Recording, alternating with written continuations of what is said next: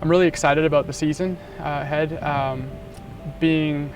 Expecting to go into an assistant coach role and then coming and becoming a head coach. I wasn't really sure immediately what I thought about it, but transitioning from the boys coach last year to the girls has brought on a completely new understanding of what it means to be a coach. And so what I'm excited about this year for the girls is being able to not only be a soccer coach, but also understanding how to manage emotions and almost being like a psychologist to some of the things that go on.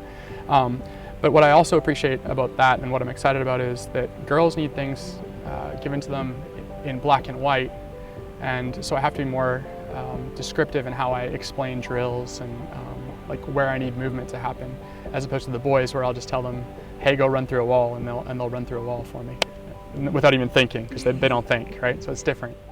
Yeah, I did. I played soccer since I was 5, and all the way through.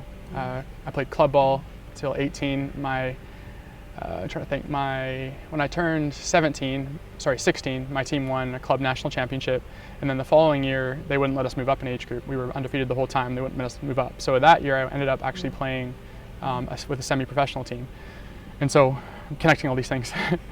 Through those different levels and different coaches that I had, I learned how to coach in different styles, and I also learned that when you're competing for something wins versus a club where you're just competing to get better, there's different ways of coaching. And so I kind of learned from the 2 different environments I was in that, hey, this is one style that is good for developing players, and this is another style that's good for pushing towards team goals and winning.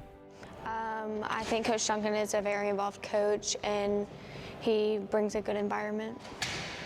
He has made everyone enjoy playing, and we all have fun together and have creative friendships. Normally it'd be okay. Things are a little bit last minute with the coaching change. So actually, what are we, like 2 weeks into the season right now? No, like a month or so.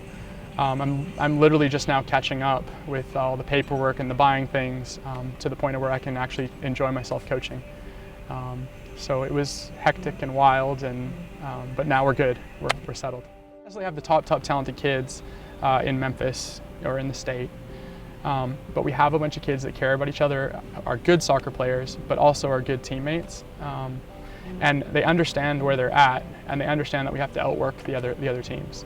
And when you do have that mentality and that attitude, that kind of like underdog idea, you're going to be in every game and have a shot to win it all the time, because you're working hard, and 9 times out of 10 the team that works harder is going to win games. So it starts with, I guess, having a very supportive family. So my wife is fantastic.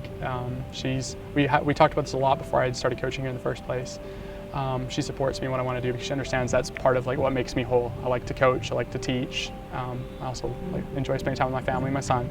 But those 3 things are things that I feel like I'm good at. I learned really young that I work really hard, and I work the hardest at things that I'm actually interested in, and things that I enjoy.